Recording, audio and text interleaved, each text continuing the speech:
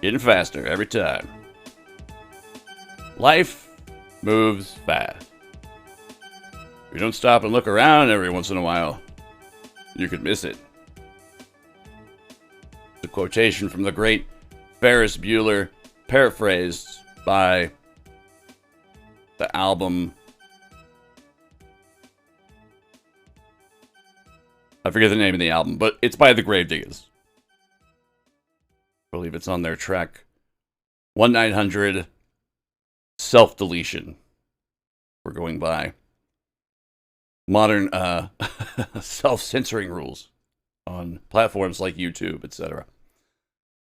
Hey all, welcome to the show. This is Kooks, Cranks, and Iconoclast, the podcast. And I'm your host, Michael Lucht, warrior poet, intergalactivist, international man of misery. Today is another sort of, well, I say short. I don't know how long this is going to come out to be, but this is also a bonus episode, and this is meant to be a sort of a love letter to high strangeness in general, and kind of toying around with a certain idea in the background and presenting this as well. But this is going to be another one that goes right up there on the wall with my ultra-terrestrial cephalopods episode, as the subject matter is very near and dear to my heart. But yes, once again, a love letter to high strangeness. And it goes a little something like this.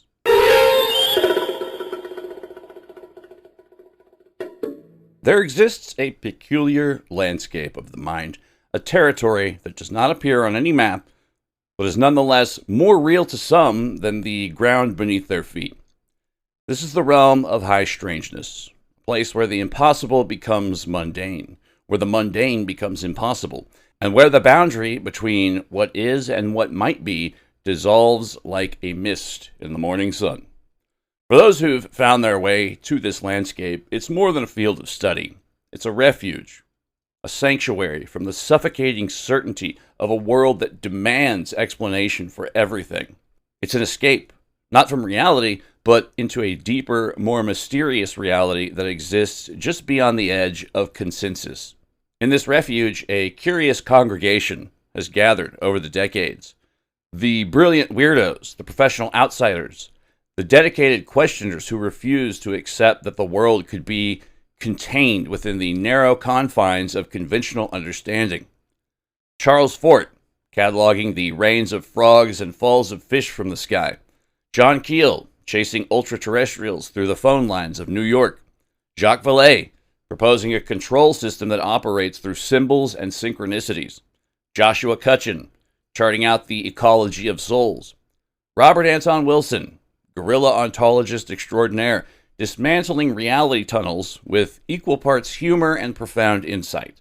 These weren't merely researchers, they were explorers, cartographers of the impossible, mapping the topography of the extraordinary that surrounds and permeates our ordinary existence. What they discovered, and what continues to draw new seekers into their wake, is that high strangeness does more than just present anomalies. It opens vistas. It cracks open the shell of our perceived reality just enough to glimpse the vast interconnected mystery that lies beneath. It suggests that we're not alone in the universe in the simplistic sense of little green men from distant stars, but in a far more profound and immediate way. We're surrounded, immersed, participating in something vast and unknowable, an intelligence or consciousness that permeates everything, that communicates through symbols, through synchronicities, through impossible encounters that leave us changed, questioning, and awestruck. This mystery isn't quote-unquote God in the traditional sense, not a distant deity to be worshipped, feared, or appeased, but something more intimate, more immediate.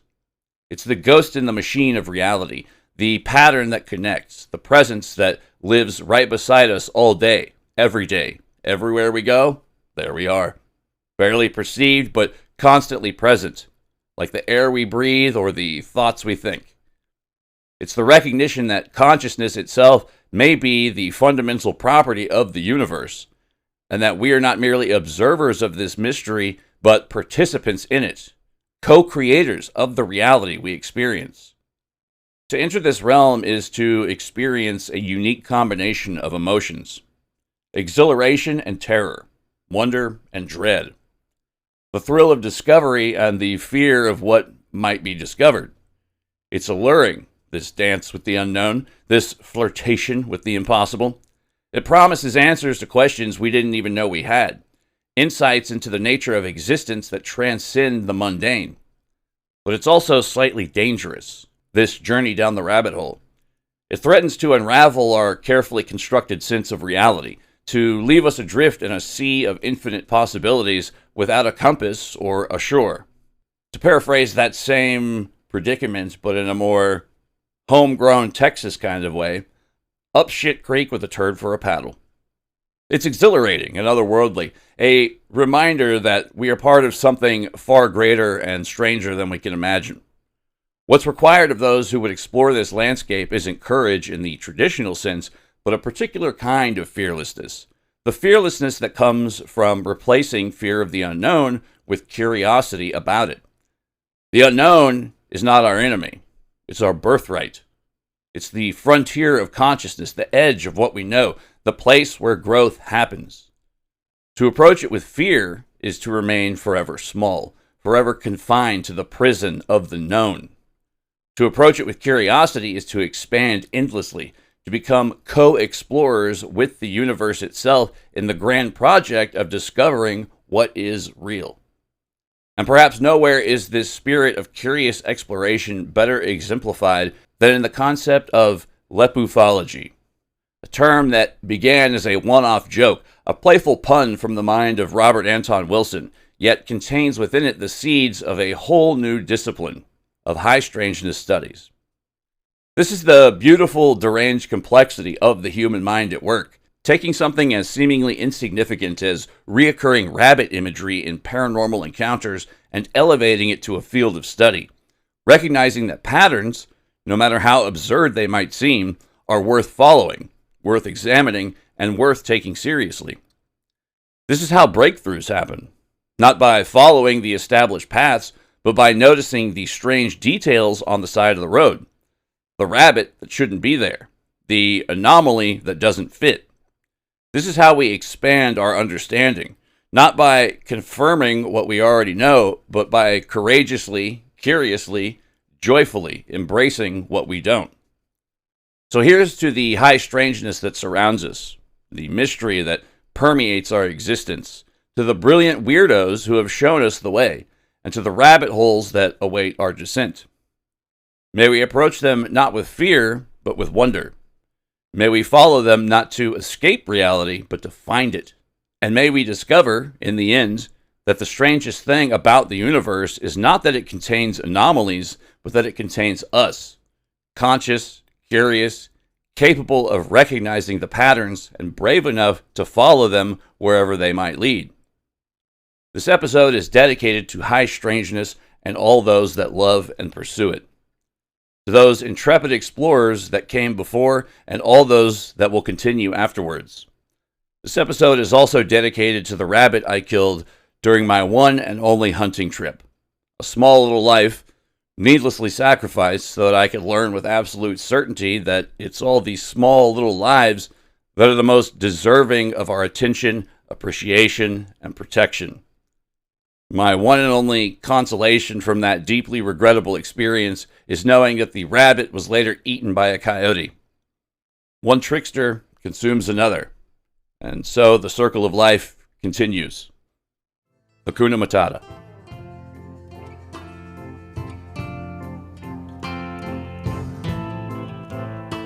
Yeah, I mean, that's what it really is to me. That's what it really is if you love it. And if you see it for the rabbit, well, maybe you just have the young blinders on. Because it's really this art form as well that never stops giving. A quote from a strange but beautiful mind stuck with me for many years. Mr. Rodney Mullen. Thank you, sir. And thank you to Davey Henderson for helping me track down that particular nugget of wisdom in audio form. Appreciate it, man. Get into the meat and potatoes of this. Now, there's a moment in a surprising number of anomalous encounters where the story seems to slip just slightly out of alignment with itself. A detail appears that doesn't belong, something small, almost trivial, almost laughable, intrudes into what would otherwise be a terrifying or awe-inspiring experience. A figure glimpsed in the periphery, a sound that doesn't match the setting, an animal where no animal should be. And among these intrusions, one of the strangest, most persistent, and least discussed is the appearance of the rabbit. Not metaphorically, not symbolically in the abstract, but concretely, physically, and often at moments where reality itself appears to be under negotiation. The writer Robert Anton Wilson refers to this pattern somewhat playfully as Lepufology, the study of rabbit manifestations within UFO and paranormal encounters. The term, which is a portmanteau of lepus from rabbit taxonomy, as well as a Latin term for hare, and also representing a small ancient southern constellation located directly under the feet of Orion, combined with the term ufology, originates from Wilson's book Quantum Psychology, where he coins the word to refer specifically to the study of rabbit-related UFO encounters. No, this is not a joke. Just stick with me through this. We're going to make it. Now, while presented with Wilson's characteristic blend of humor and serious inquiry, the concept points to a genuine pattern that emerges when one begins looking for it.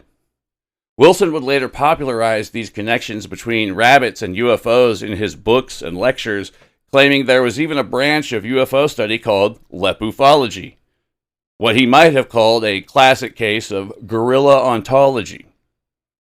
Quick side note, Robert Anton Wilson defined guerrilla ontology as a deliberate psychological technique intended to disrupt an individual's rigid belief systems by exposing them to information that is radically inconsistent with their established reality. Wilson argued that most people exist within a quote-unquote reality tunnel, a set of subconscious filters shaped by their linguistic, cultural, and biological conditioning that dictates what they perceive as possible. By presenting data that is quote-unquote impossible or absurd, the practitioner of guerrilla ontology forces a breach in that tunnel, moving the witness or the reader toward a state of ontological agnosticism where no single model of the universe is accepted as the absolute truth.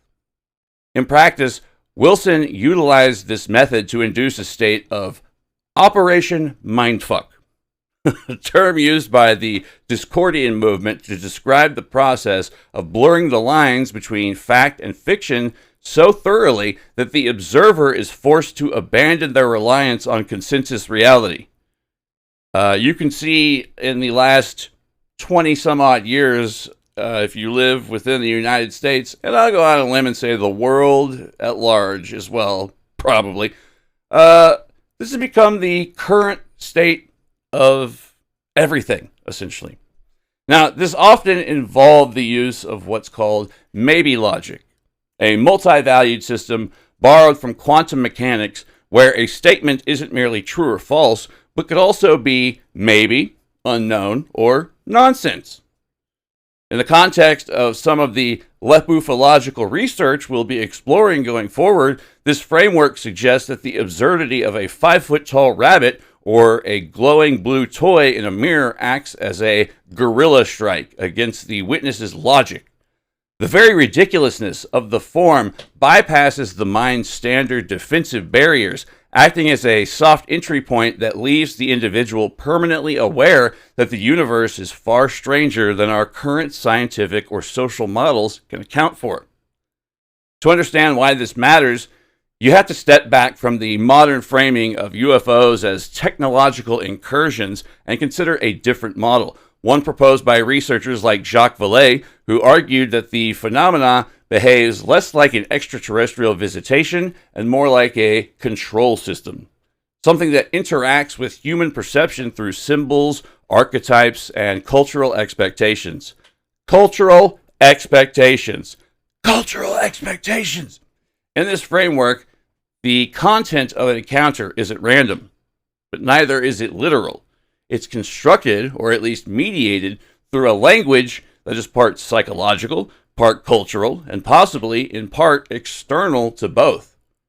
The rabbit, in this sense, becomes less an animal and more of a glyph or living sigil.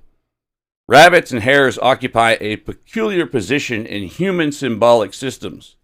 Across cultures, they are associated with the moon, with cycles, with fertility, with sudden appearances and disappearances. In Chinese mythology, the moon rabbit concocts the elixir of immortality. In Japanese folklore, the same figure prepares mochi, or little rice cakes, on the lunar surface, visible in the dark patches of the moon. In Mesoamerican traditions, the rabbit is again imprinted on the moon, a companion or counterpart to cyclical time. It's rather odd, we should note, that two disparate cultures on opposite sides of the globe, yes, I said globe, should both attribute mythical rabbits to the lunar surface. It's quite odd. In European folklore, hares are liminal creatures, often associated with witchcraft, transformation, and the ability to move between worlds. Watch me pull a rabbit out of my hat! They're not predators, they're not dominant, they're something else, something that appears at thresholds. And that threshold quality is precisely what defines many anomalous encounters. The witness is often alone, or nearly alone. The environment is transitional, roads at night, fields at dusk, bodies of water at the edge of visibility. Time behaves strangely. Perception narrows or expands, and then something appears. Sometimes it's a craft, sometimes it's a figure, sometimes it's a light, and sometimes, before, during, or after, it's a rabbit. There are cases, fragmentary, often dismissed, where witnesses report seeing rabbits immediately before a UFO sighting. A car stops on a rural road. Headlights catch a white shape crossing the asphalt. The driver slows, watches it vanish into the bush, and in that moment of stillness, something else becomes visible. Something in the sky, or hovering just beyond the tree line. The rabbit isn't part of the main event, but it marks it like a punctuation point. In other cases, the rabbit appears afterward, as if closing the encounter. A witness returns from an experience they cannot fully articulate, steps outside, and notices an animal sitting unnaturally still, watching, unafraid. These details are easy to discard. They sound like noise, but the repetition is what gives them weight. In some accounts, the imagery becomes more direct, more intrusive. There are descriptions, rare but persistent, of entities with elongated ears, or with movements described as hopping or leaping in ways that evoke logomorphic motion without fully resembling any known animal. Logomorph is probably the most awesome term for rabbit-shaped animals. You're going to hear it a lot going forward. These descriptions often appear in the margins of cases that are otherwise treated as standard abductions or close encounters. These are the kinds of details that are often omitted in summaries, ironed out in retellings, or dismissed as perceptual distortion. And yet, they remain in the raw accounts, like artifacts that don't fit the classification system being imposed upon them. One of the more unsettling aspects of this pattern is its overlap with what researchers have called screen memories. The idea that in some abduction experiences, the witness perceives something familiar or non-threatening in place of something else. A terrifying presence is masked by the image of a deer or an owl. The owls are not what they seem. My oh my, I could go on about the owls, but that's a topic for future episode, future investigations, or some other small animal. The mind substitutes something it can process, but what happens when the substitute itself is strange, when the masking image is not comforting but uncanny? There are reports, again scattered, difficult to verify, of witnesses recalling rabbits in contexts where rabbits should not be. Rabbits behaving in ways that are not consistent with normal animal behavior. Rabbits that seem less like animals and more like placeholders. And this brings us to a case that sits at the intersection of these ideas. A case that's not widely known, but has circulated in certain UFO research circles. And I want to say thanks, by the way, to the YouTube channels Street of Silence as well as Beyond Creepy. This is the case of the alleged abduction of Susan Ware.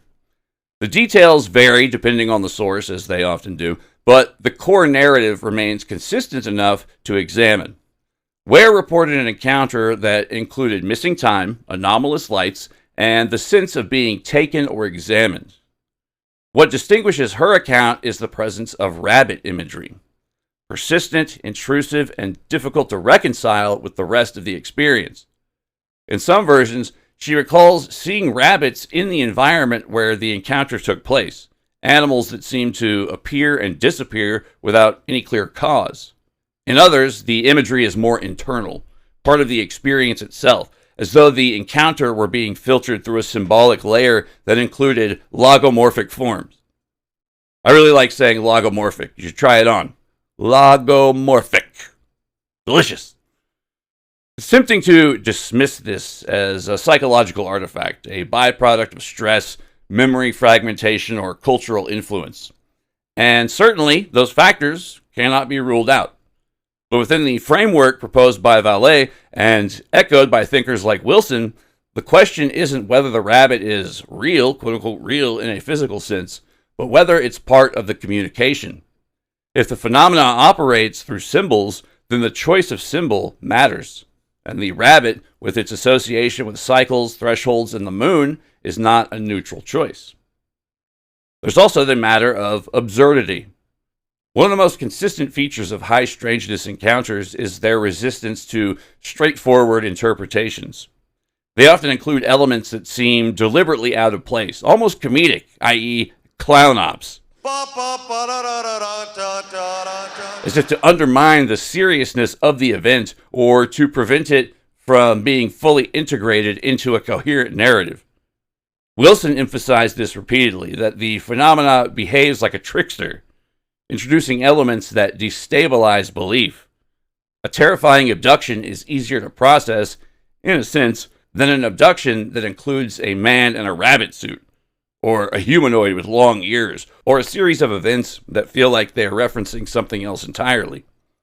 The trickster archetype is deeply intertwined with rabbit symbolism. In African and Native American folklore, the rabbit is often the trickster figure, outwitting larger, stronger animals through cunning and unpredictability. What's up, Doc? In European traditions, the hare is associated with witches and shapeshifters, creatures that can cross boundaries and evade capture. These aren't passive animals, they're agents of disruption. They don't dominate through force, but through confusion and guile. If we extend this line of thought, the rabbit becomes not just a symbol within the encounter, but a model for the encounter itself. Quick, elusive, difficult to pin down, appearing suddenly and disappearing just as quickly, the phenomenon in this sense behaves like a rabbit, always just ahead, always slipping out of reach, leaving behind tracks that can be followed but never fully resolved. There's another layer to this, one that connects back to the lunar associations. The moon, across cultures, is linked to cycles, to time, to recurrence. It's a clock, but not a linear one. It waxes and wanes, appears and disappears, governs tides and rhythms, etc. According to some theories, it's fake. Or, not necessarily fake, but acts as some sort of monitoring station for largely malevolent cosmic archons of a sort. This is closely associated with what occultist Kenneth Grant refers to as the clepsydral horologue. He likes to use... In fact, I almost say make up various terms like this, but it's one of the little quirks that makes reading him so interesting. Grant uses the term clepsydra or clepsydral horologue as a specialized occult metaphor for a specific type of consciousness that is capable of perceiving outside or non-human dimensions. He says outside generally refers to outside of time. In his Typhonian trilogies, the clepsydra, which is traditionally an ancient water clock, represents a mechanism of fluid, dripping time that exists in contrast to the rigid, linear time of our everyday solar reality. Grant suggests that certain magical practitioners or entities operate as a clepsydral horologe, meaning they act as a timing device or a gateway that measures the influx of alien, extraterrestrial, or trans-Plutonian or trans-Yogothian energies into the human sphere.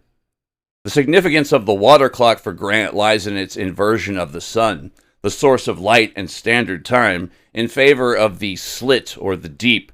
And yes, with Grant, the obvious Freudian overtones are intentionally explicit. These are often linked to the Egyptian deity Set and the Clyphothic realms on the reverse side of the Tree of Life. He posits that this horologe marks the time of the stars rather than the time of man, serving as a metaphysical instrument that registers the quote-unquote dripping of the primal chaotic forces from the great void into our physical universe. To function as a clepsydral horologe is to maintain a state of dreaming awakeness, where the boundaries between the subjective mind and the objective external cosmos are blurred, allowing the sorcerer to track the cyclical return of ancient Old One archetypes that predate human history.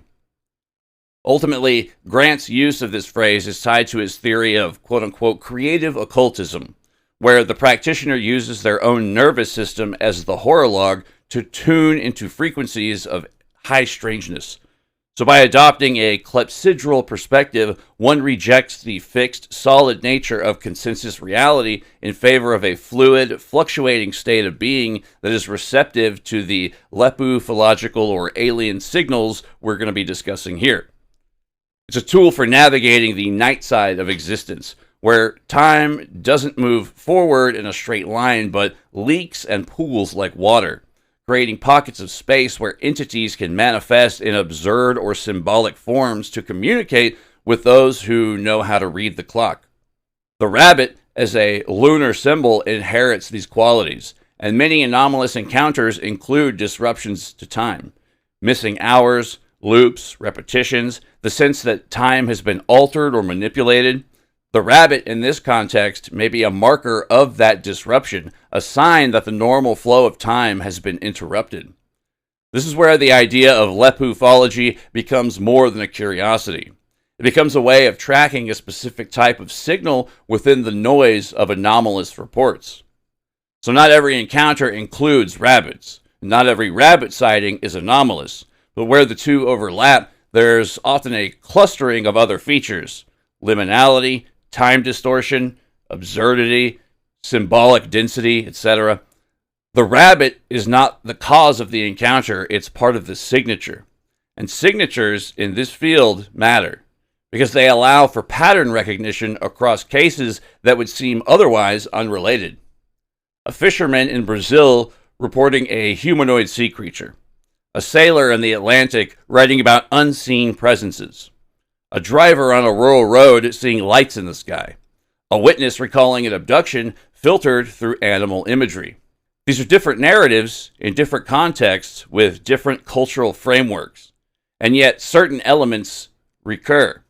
Not always the same elements, not always in the same configuration, but often enough to suggest that something is operating across them. The rabbit is one of those elements. Not the most obvious, not the most dramatic, but perhaps one of the most revealing, precisely because it's so easy to overlook. It doesn't demand attention. It slips in and out of the story, leaving behind just enough of a trace to be noticed by those who are looking for it. And that may be the point. If the phenomena is, as Vallée suggests, a kind of control system, something that interacts with human perception in subtle, layered ways, then it would not present itself in a single, consistent form. It would adapt, shift, incorporate elements from the surrounding culture, from the witness's mind, or from the symbolic overmind of the society in which it appears. In one era, it manifests as fairies. in another as airships, in yet another as extraterrestrials.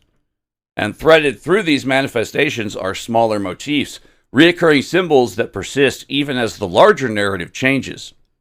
The rabbit may be one of those motifs, a small, persistent signal embedded within a much larger and more complex system. Not an answer, but a clue. Not a conclusion, but a direction. A thing glimpsed at the edge of the encounter, crossing the road, disappearing into the bush, leaving behind the unsettling impression that it was not just an animal, but a sign. This brings us to the concept of the rabbit hole, a term that has become synonymous with descent into complexity, confusion, and altered reality. Popularized through the narrative of the White Rabbit in Alice's Adventures in Wonderland, and later echoed in films like The Matrix, with its Follow the White Rabbit directive, the rabbit hole represents a journey from the mundane into the extraordinary. But this metaphor isn't arbitrary. It reflects a deeper structural truth about how anomalous experiences often unfold. They begin with something small, something easily dismissed, a coincidence, a strange sighting, a rabbit in the wrong place. And then, gradually, the context shifts. Connections form, patterns emerge. The observer begins to notice repetition, to assign meaning, to follow threads that lead further and further from the original point of entry. So what began as a single anomaly becomes a network, a system, a descent. Rock on. The rabbit does not force this descent, it invites it. And once the invitation is accepted, the process becomes difficult to reverse. This dynamic is evident in a number of modern encounter narratives, including the case of Susan Ware, an abductee whose experiences, while not centered explicitly on rabbits, includes elements that align with the broader pattern of symbolic intrusion and perceptual destabilization. Ware's account, like many abduction narratives, involves missing time, non-human entities, and a gradual erosion of the boundary between ordinary and anomalous experiences. While rabbits aren't the primary focus, the structure of the encounter, the progression from subtle anomaly to full-scale intrusion, mirrors the pattern observed in lepufological contexts. This is an important point because it suggests that the rabbit is not always present as a literal figure. Sometimes it's replaced, translated, rendered into a different symbolic form depending on the observer and the context. But the function remains the same. It's the beginning, the threshold, the first deviation from the expected. So in this sense, lepufology isn't merely the study of rabbit-related high strangeness phenomena, it's the study of how small, seemingly insignificant anomalies can act as entry points into larger systems of high strangeness. It's the study of signals, and signals, once recognized, tend to repeat. Which brings us back to the sightings themselves. In rural England, reports persist of black hares appearing in areas later associated with misfortune, illness, or unexplained disturbances. These accounts, often preserved in local folklore collections, describe hares that behave in ways that defy natural explanation, remaining motionless for extended periods, watching observers with an intensity that suggests deeper awareness, and disappearing without a trace.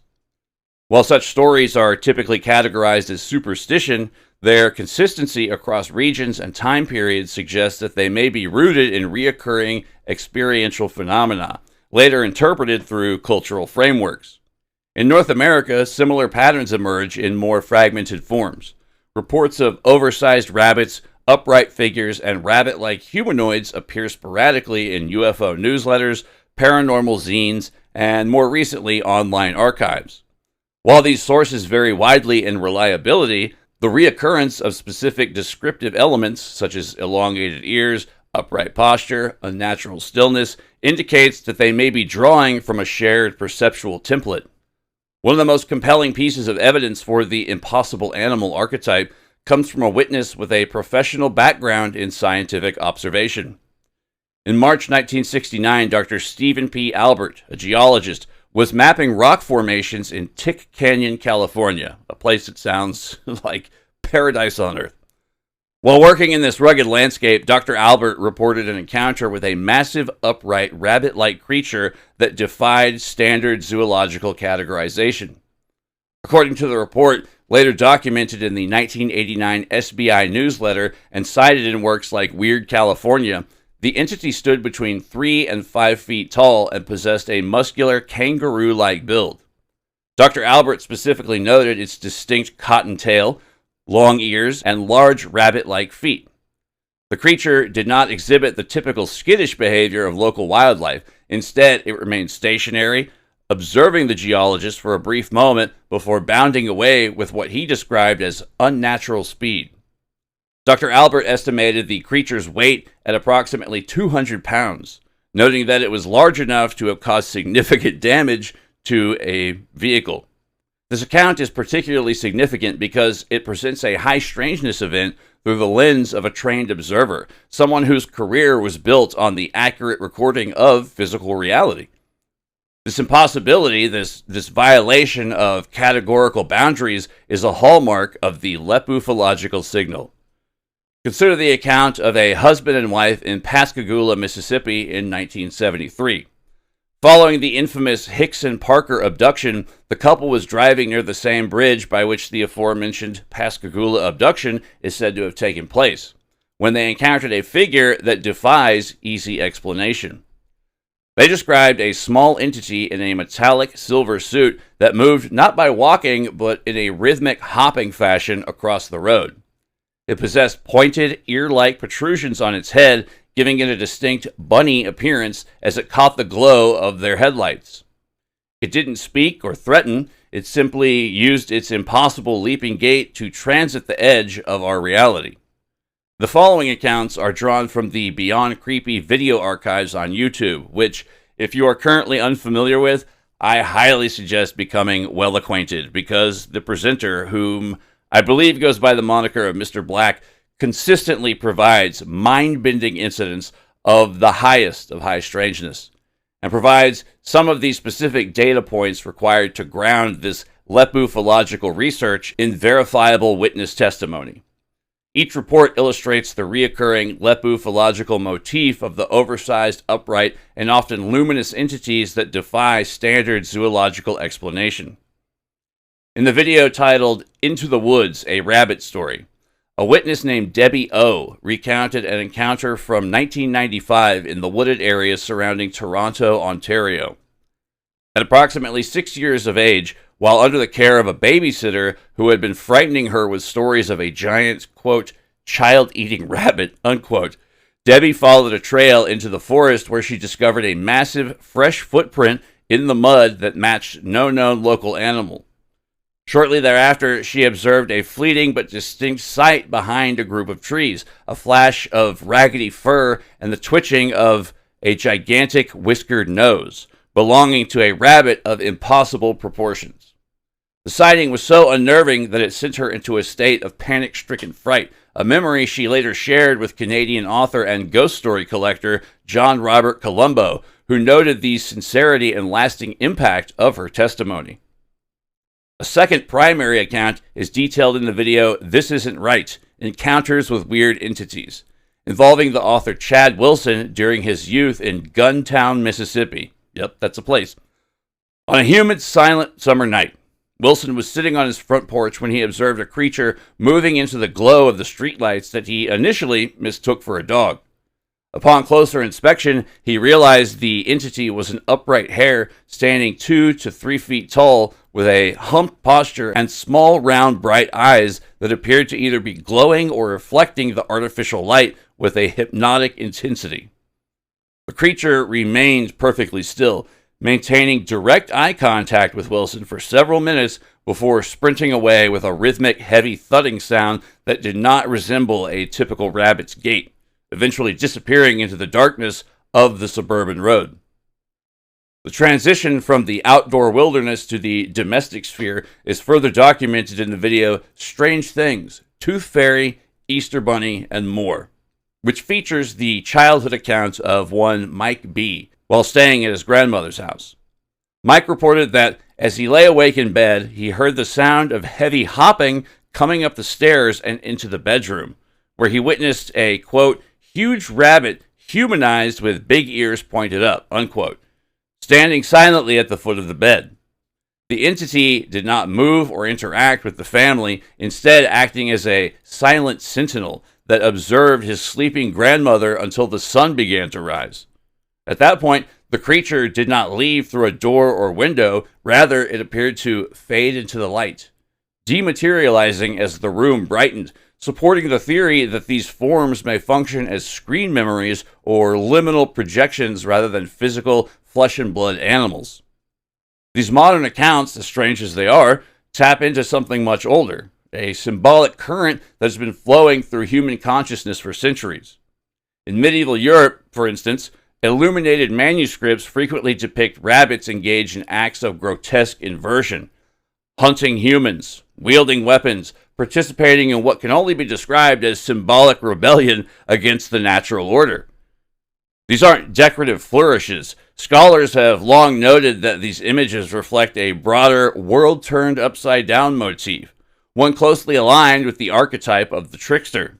The rabbit in these marginalia is not merely an animal, it's a symbol of chaos, of the breakdown of established hierarchies, of the intrusion of the irrational into a world that desperately seeks to remain rational. This same symbolic energy, it seems, did not disappear with the Middle Ages. It simply changed its form, finding new ways to manifest in a world that no longer believed in illuminated manuscripts, but was beginning to tell stories of UFOs and cryptids. In some instances, these proposed lepufological logomorphs moved from the open landscape of the countryside to the most intimate and protected space of all, the home. Consider the 1943 account of one Frank Mackay, a cinema projectionist in Scotland. Returning home late one night, his mother directed his attention to a wall mirror above the mantelpiece. From her specific vantage point, a vivid, glowing image had manifested in the corner of the glass, a light blue, cuddly toy rabbit with a pink ribbon and brown glass eyes. The entity was not physically in the room. It existed solely within the reflection, possessing a strange phosphorescent glow. It remained for nearly 25 minutes before fading into nothingness. Interestingly, Frank later discovered that the mirror had previously been stored in a shop attic directly next to a shipment of actual powder blue toy rabbits. This case illustrates a unique lepufological principle that acts as something of a riff off the idea of stone tape theory, not to be confused with stoned ape theory. That the rabbit form acts as a residual or imprinted anomaly, a liminal entity occupying the space between reality and reflection. The rabbit in the mirror is the ultimate symbol of a reality that is not what it seems, a surface that can be looked into to reveal a hidden layer of history or energy. This symbolic bleeding through becomes even more explicit in the transformation of the Bunny Man of Fairfax County. The Bunny Man of Fairfax County, Virginia. In modern folklore, the Bunny Man begins as a man, possibly a vandal or a very disturbed individual, but rapidly transforms in retellings into something far less human. The factual anchor for this mythos was forged in October 1970, where the suit, quote-unquote suit, was the primary focus of the police record. On October 19th, Air Force Academy cadet Robert Bennett and his fiancée were parked in a field when a figure in a white bunny suit threw a hatchet through their car window. Just 10 days later, on October 29th, a security guard at Kings Park West construction site encountered a man in a gray, black, and white bunny suit hacking at a porch post with a long-handled axe while shouting about trespassing. As the story spread, the figure became more elusive and the abilities attributed to it began to defy normal explanation, appearing and disappearing at will and moving with unnatural speed. The costume ceased to be a disguise. It became an identity, one that would become forever associated with the location known as the Bunny Man Bridge. Strictly speaking, the bridge is the Colchester Overpass in Clifton, Virginia, but in the context of the legend, it's morphed into a liminal sanctuary, a gateway where the mundane world ends and the nightmare begins.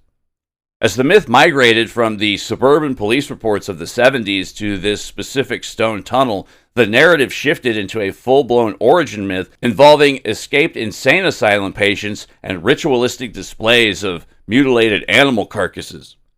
By anchoring the Bunny Man to this physical location, the folklore gained a stage for quote-unquote legend tripping, where the bridge serves as a site of pilgrimage for those seeking to test their courage against the supernatural.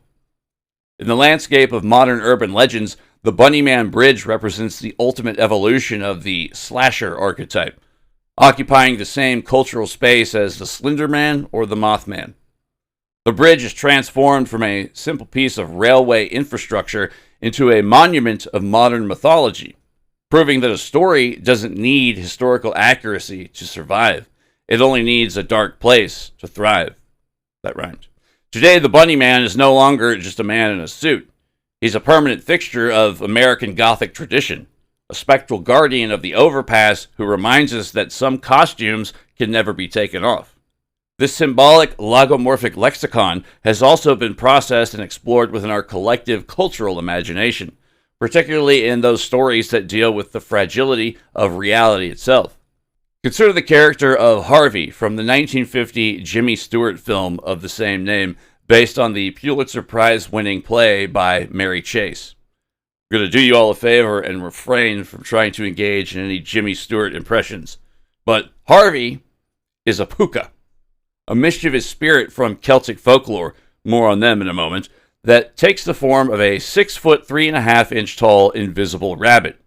To the protagonist, Elwood P. Dowd, Harvey is real, a gentle, charming companion who offers an escape from the unpleasantness of the quote-unquote real world. To everyone else, Elwood is either a lunatic or a drunk who's conjured an elaborate fantasy, an imaginary friend, or a tulpa, perhaps. The film masterfully plays with this ambiguity, never fully confirming Harvey's existence, but consistently showing the positive, reality-altering effects of simply believing in him.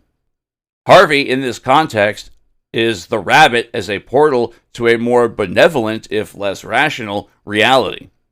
He's the break from consensus reality, embodied as a polite, well-dressed rabbit. Decades later, this archetype was twisted into something far more sinister in the cult classic Donnie Darko.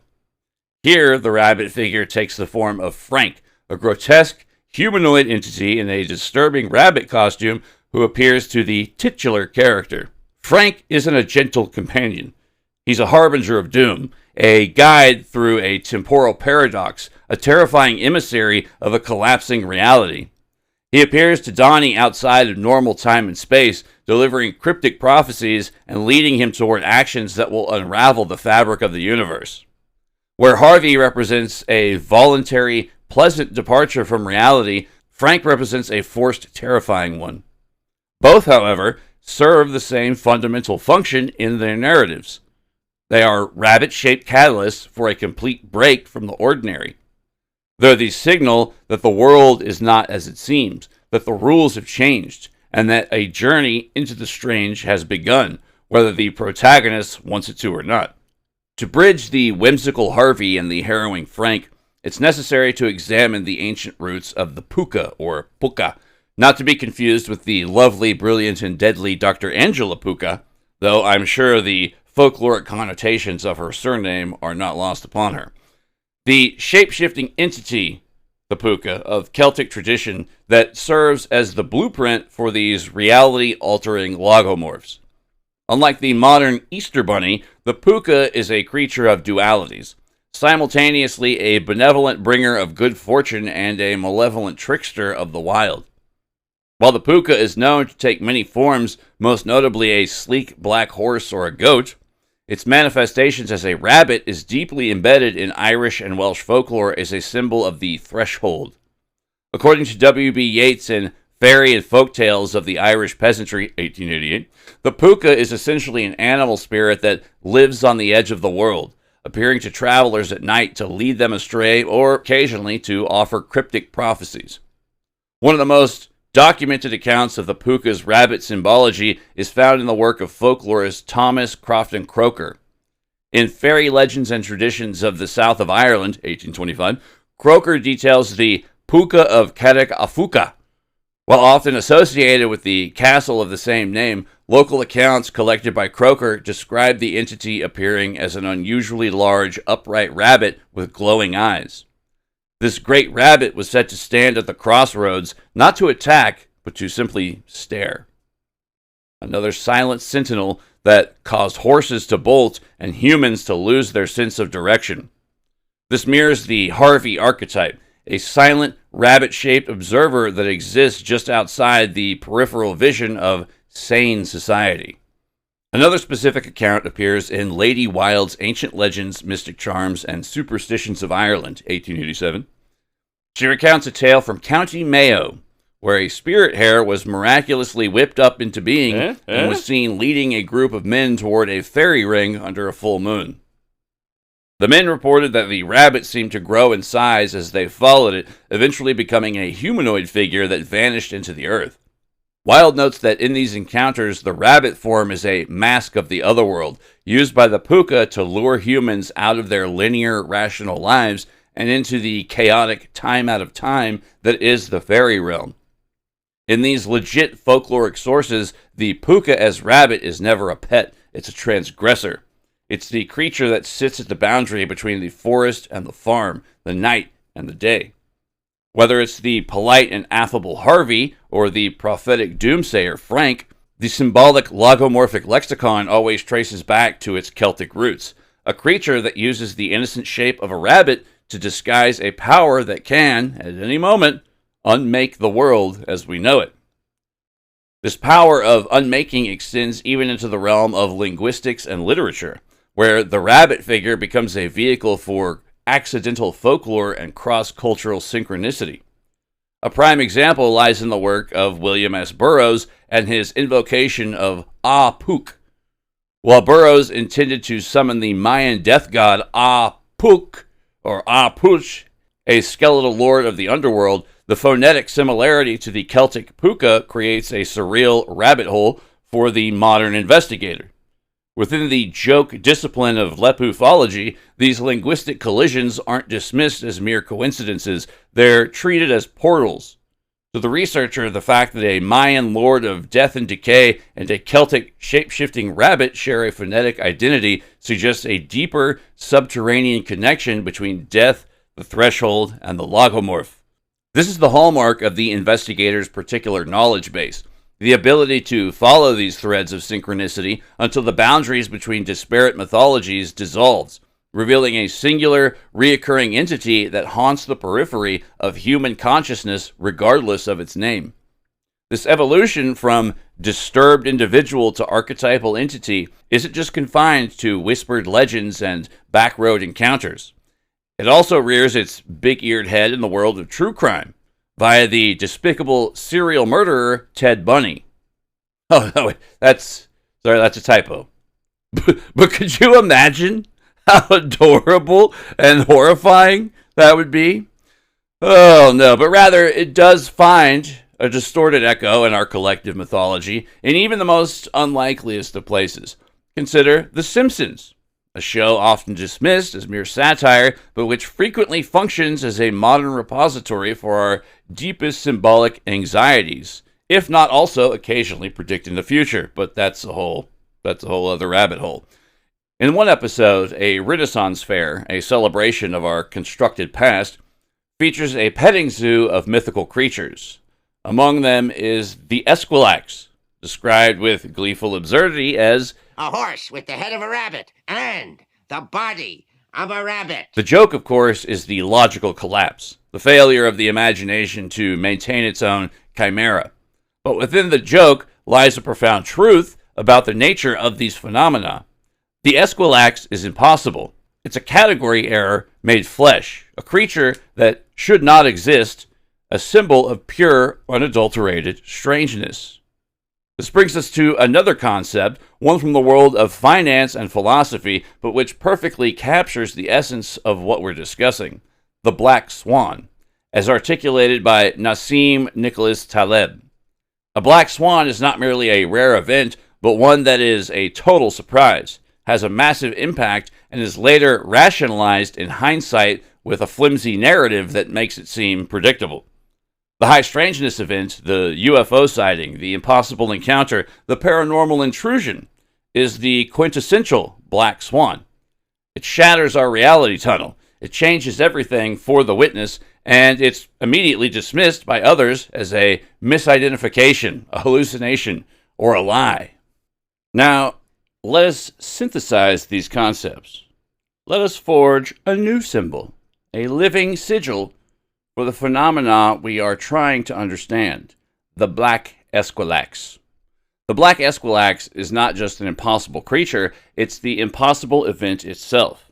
It's the high strangeness encounter that arrives without warning, that possesses an undeniable reality for those who experience it, and that is immediately rationalized away by the consensus culture. It's the head of the rabbit, the familiar, seemingly harmless, almost absurd detail that catches our attention, and the body of the rabbit, the deep, visceral, earthly, and terrifying reality of the encounter. The horse part of the original joke is stripped away, leaving only the pure, unadulterated anomaly. The black ESQUILAX is the event that is simultaneously ridiculous and earth-shattering. It's the trickster god, knocking on your window, and wearing the head of a cartoon character. It's the ultimate expression of the control system's ability to cloak itself in a form that is so absurd, so culturally ridiculous, that we are programmed not to take it seriously. And in that failure to take it seriously lies its power. The black ESQUILAX is the symbol of every high strangeness event that has ever been dismissed, every impossible creature that has been laughed out of the record, every witness who has been told they couldn't possibly have seen what they saw. It's the sigil of the unbelieved truth, waiting patiently at the edge of our reality, ready to leap across the road when we least expect it. This evolution is significant because it demonstrates how quickly the rabbit motif can detach from its mundane origins and become something else entirely, something archetypal, something that behaves less like a person and more like a manifestation. And manifestations within the John Keel framework are rarely arbitrary. They are selected, they are shaped, they are, in a sense, tailored to suit the observer. No pun intended, I think. This brings us back to the trickster, as explored in works like The Trickster and the Paranormal, where the trickster is described not as a static figure, but as a force that disrupts systems, blurs boundaries, and introduces ambiguity into otherwise stable structures. The rabbit, across cultures, repeatedly assumes this role. It deceives, it transforms, it appears and disappears. It leads the observer into spaces, whether literal or psychological, from which the rules no longer apply. Perhaps the most famous example of this in popular culture is the white rabbit, who doesn't threaten, doesn't attack, but simply appears, and in their presence invites pursuit. The result is a descent into a reality where logic is inverted, time is unstable, and identity is fluid. While fictional, the narrative captures something essential about the rabbit's symbolic function. It's not an endpoint, it's an entry point, a signal. And signals, by definition, imply a sender. Whether that sender is psychological, cultural, or something external remains an open question. But the consistency of the signal, the reoccurrence of the rabbit across time, geography, and context suggests that it isn't random. It's part of a pattern that has yet to be fully understood. A pattern that, once noticed, becomes difficult to ignore. Because the next time a rabbit appears, out of place, out of context, watching, judging, you may begin to wonder not what it is, but why it's there, and whether it's there for you. If you follow it, if you take that step off the road into the dark, into a space where the normal rules don't apply, you may find that the rabbit does not lead you out of the mystery. It leads you deeper into it. And in that descent, you may begin to understand what Robert Anton Wilson was pointing to with his seemingly whimsical term, lepufology. Not a joke, but a key. Not a discipline, but a doorway. Not an answer, but a question that, once asked, changes everything. The question of what happens when we stop dismissing the rabbit as coincidence and start recognizing it as a signal. The question of what other patterns might emerge once we begin looking for them. The question of what lies at the bottom of the rabbit hole. And whether, once we've reached it, we'll ever be able to climb back out. That's going to do it for this episode. Sort of a late April Fool's / Easter episode, but don't think that the implications of April Fool's necessarily apply to this. I'm 100% serious. Well, not 100%. You get it, though, I think.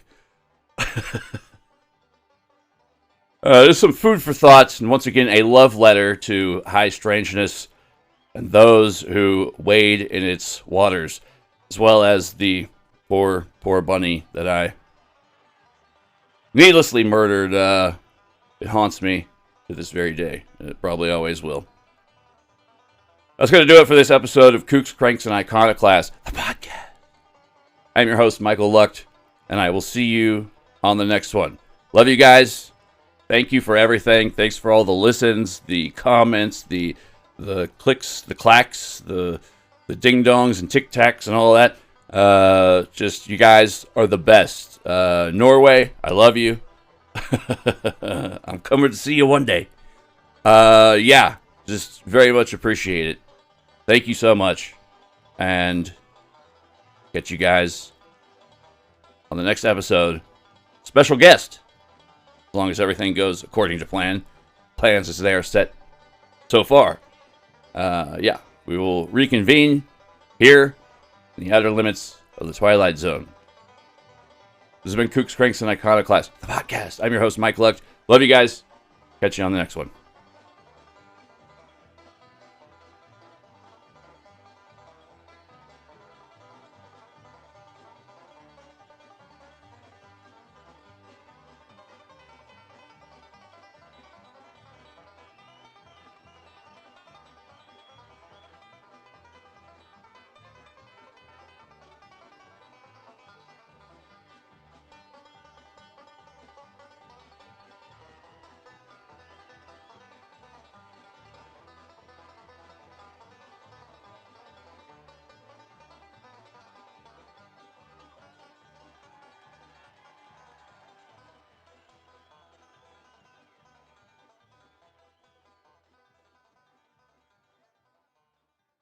Your ESQUILAX.